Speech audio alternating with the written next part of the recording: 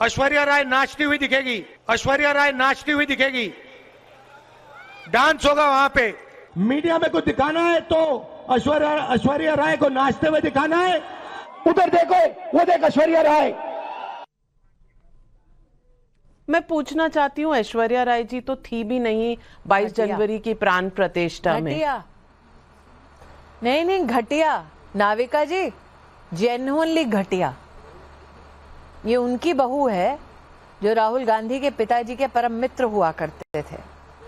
और हमारे देश में, हमारी सभ्यता में, घर में पिता के मित्र की बहू का इस प्रकार से सार्वजनिक अपमान करना, आप किसी भी हिंदुस्तानी से पूछ लीजिए, घटिया। मैंने आज तक ये शब्द राहुल गांधी के लिए इस्तेमाल नहीं किया। पहले सिर्फ ये कहती थी कि उनकी पार्टी में जो भी मुझ जैसी महिला जो उनकी प्रतिद्वंदी होती है उसके खिलाफ जो सेक्सुअली वेटेड शब्द इस्तेमाल करते हैं वो राहुल गांधी द्वारा इंस्पायर्ड हैं, वो राहुल गांधी द्वारा प्रोत्साहित हैं। लेकिन आज मैंने उनके मुख से सुन लिया, जो अपने पिता के दोस्त की बहू को ना बख्शे, उससे क्या उम्मीद लगानी। घटिया is the only word I have for Rahul Gandhi.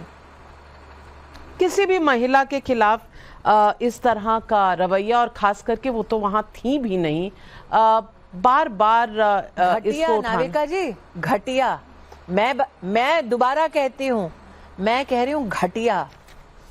और अब तक माफी तो मांगेंगे नहीं। सोनिया जी के भी रोंगटे नहीं खड़े हुए होंगे, श्रीमती वाड्रा भी चुप्पी साध कर बैठी रहेंगी।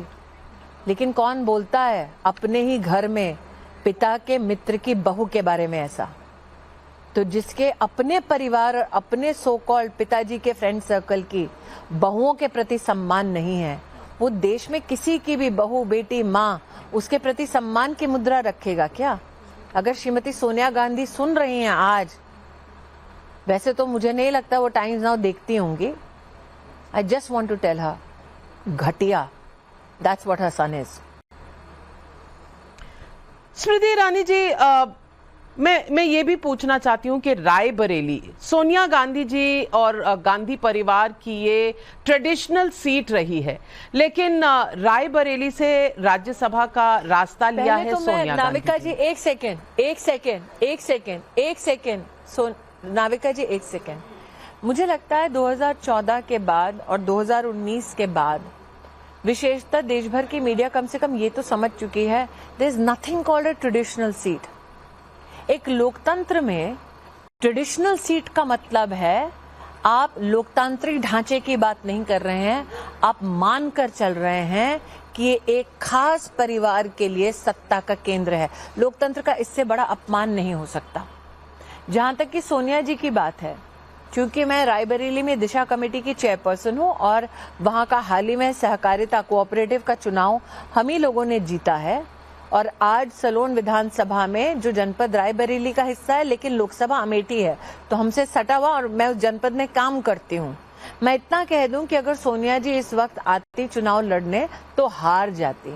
लोगों ने बहुत लिहाज किया कि वो उम्र दराज हैं, लोगों ने बहुत लिहाज किया कि राजीव जी के परिवार की हैं, उनकी पत्नी हैं, लोगों ने बहुत इंतजार किया।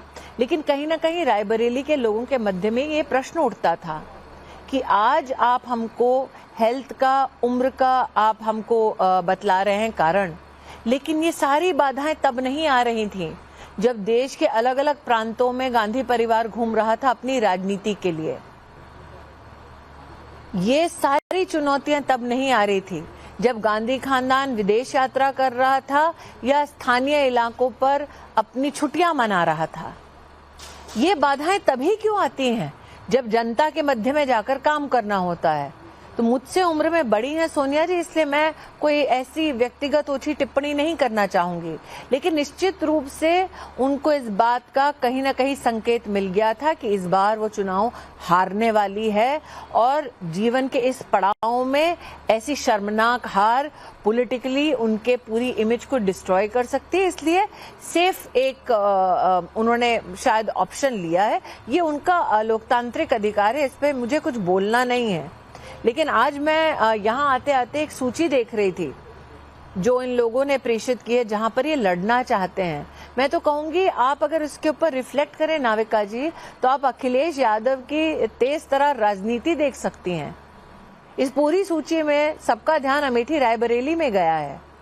अब अमेठी की अगर आप बात करें, साल 2014 में अमेठी में मुझे 34% वोट मिला था। 2019 में 49% हो गया वो वोट, 15% जंप किया हमने, जबकि राहुल गांधी 3% घटाए अपना वोट, और वो कांग्रेस के मात्र कैंडिडेट नहीं थे, वो अलायंस के कैंडिडेट थे। तो आज जो अलायंस की इतनी चर्चा हो रही है, उसको हमने अमेठी में 2019 में हराया है। लेकिन जो बढ़ चढ़ के बातें करते हैं कि राहुल गांधी लड़ लेंगे, मैं उनसे कहना चाहती हूँ कि साल 2022 में जब यहाँ पर उत्तर प्रदेश में विधानसभा का चुनाव हुआ था, तब पूरी अमेठी लोकसभा कॉन्स्टिट्यूएंसी में कांग्रेस का वोट गिन लीजिए, 5 विधानसभा में से 4 में जमानत जब्त हुई थी, और जो एक में आए हैं 66,000 वोट। पूरी लोकसभा के अगर आप कांग्रेस के वोट गिन लीजिए नाविका जी, तो आज उनका टोटल लोकसभा कॉन्स्टिट्यूएंसी में वोट 1,42,000 ही है।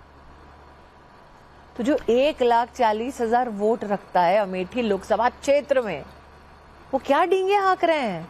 महाराजगंज की चलिए बात करिए।